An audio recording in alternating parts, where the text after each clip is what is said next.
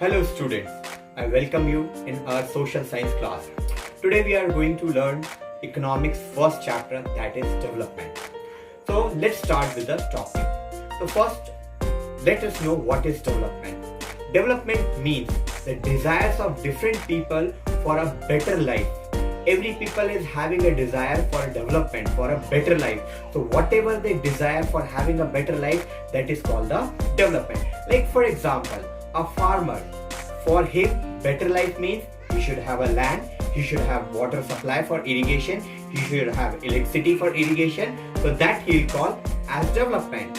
If you go in a city, if you ask to a man what is development, he would say more factories, a big shopping mall, proper roads, electricity supply, that he'll call. If you'll ask to a boy what is development, he would say a shopping mall, a Pizza Hut, a water park, discotheque. These all things they'll say as development. So here development means whatever a person desires that particular thing would make his life better, that will become your development. So that is the first thing. Now we come on the second topic, that is development goals. As you see in your NCERT textbook, on second page you will have a table. Okay, that is important. Why? Because in every time in board exam, some or the other question is asked from that table. It shows the development goals. As we have seen, every person has different development goals. So here you will find list of different people and their development goals. So if we see commonly, every people desire one particular thing which they consider which would make their life better. That is money. Everyone desire for money. Everyone desire for higher income. Everyone desire for more income. So first thing is development goal is money.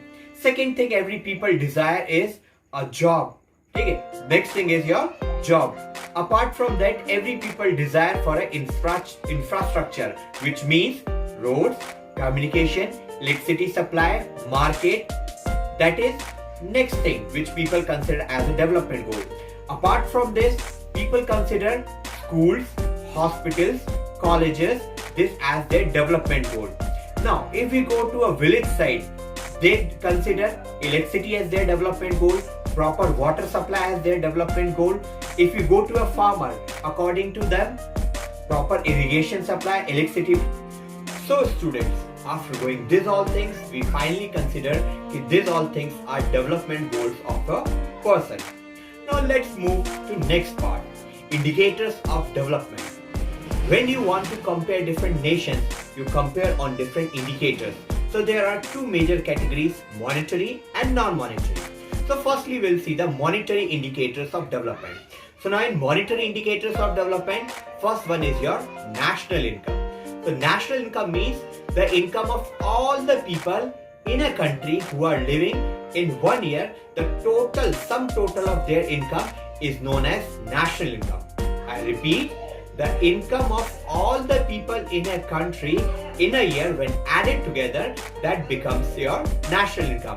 So the country where the total income of all the people is higher is considered a developed country, where the total income of all the people is less is known as underdeveloped country. That is your first monetary indicator of development.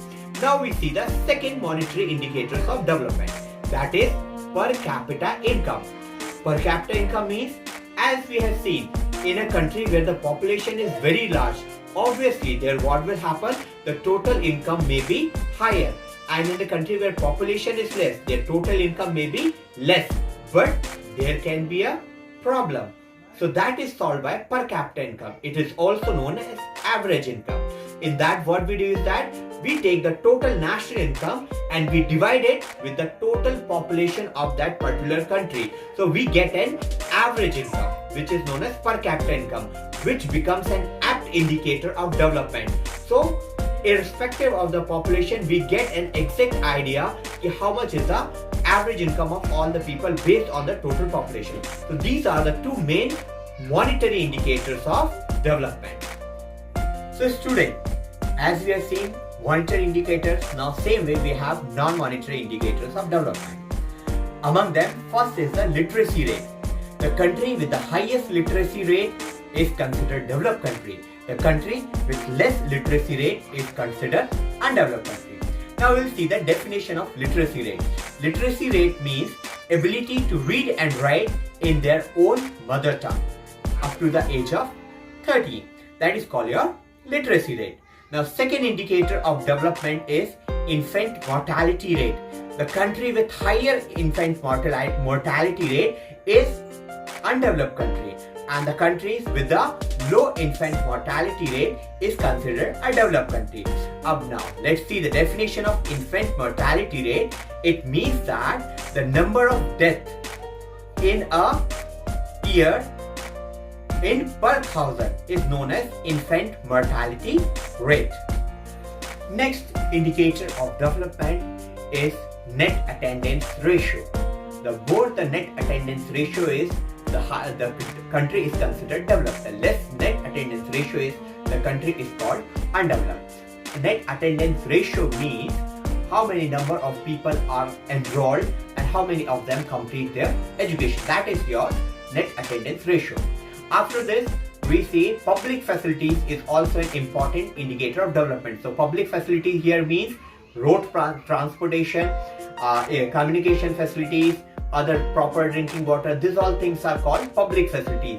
The country with more public facilities like road, railway transport, air transport, water transport are developed country, and the country where you are having these facilities less is considered an undeveloped country.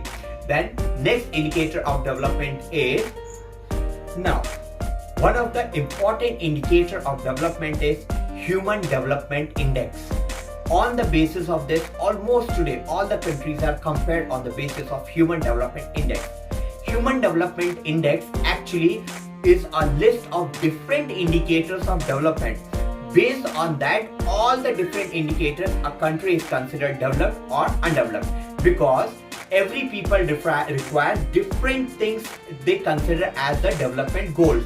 So for country also we consider same. So in Human Development Index, we see the national income, we see the per capita income, we see the net attendance ratio, we see the literacy rate, we see the birth rate, we see the death rate. So on different indicators, we give certain points to every country, and the country which is having highest points based on different indicators, that country is developed. So this is your Human Development Index. So student, this was your chapter on development.